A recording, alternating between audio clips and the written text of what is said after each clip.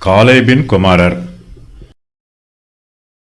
எஸ்ரோனின் குமாரன் Caleb எரியோத் என்னப்பட்ட தன் பெண்ஜாதியாகிய அசுபாளாலே பெற்ற குமாரர் ஏசேர், சோபாப், அர்தோன் என்பவர்கள்.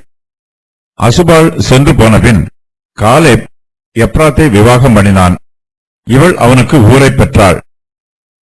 ஊரியை பெற்றான். ஊரி பெசலெயேலை பெற்றான். எப்புன்னேயின் குமாரனாகிய காலேபின் முன்னோர். இவன் எஸ்ரோனின் குமாரன். 1 நாளாகமம் 4:15 கூறப்பட்டிருக்கும் காலேபும் இவனும் வெவ்வேறு நபர்கள். காலேபுக்கு எரியோத் மூலமாகவும் அசுபாளால் மூலமாகவும் பிள்ளைகள் பிறக்கிறார்கள். அசுபாலின் பிள்ளைகளுடைய பெயர்கள் மட்டுமே இங்கு கூறப்பட்டிருக்கிறது. எரியோத் ஒருவேளை காலேபின் மறுமனையாட்டியாக இருக்கலாம். மறுமனையாட்டியின் குமாரருடைய பெயர் வம்ச வரலாற்று அட்டவணையில் குறிப்பிடப்படுவதில்லை. எப்ராத்தின் மறுபெயர் எப்ராத்தா என்பதாகும். பெசலெயேல் என்பவன் ஆசரிப்பு கூடாரத்தை கட்டுவதற்கு விசேஷித்த ஞானமுடையவன்.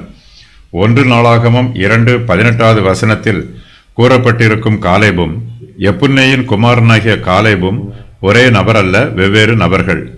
பின்னும் கர்த்தர் மோசேயை நோக்கி, நான் யூதாவின் கோத்திரத்தில் ஊருடைய மகனான ஊரியின் குமாரன் பெசலெயேலை பேர் சொல்லி அழைத்து வினோதமான வேலைகளை அவன் யோசித்து செய்கிறதற்கும், பொன்னிலும் வெள்ளியிலும் வெண்கலத்திலும் வேலை செய்கிறதற்கும், இரத்தினங்களை முத்திரை வெட்டாக வெட்டி பதிக்கிறதற்கும், மரத்தில் சித்திர வேலைகளை செய்கிறதற்கும் மற்றும் சகலவித வேலைகளையும் யூகித்து செய்கிறதற்கும் வேண்டிய ஞானமும் புத்தியும் அறிவும் அவனுக்கு உண்டாக அவனை தேவ ஆவியினால் நிரப்பினேன் என்றார்.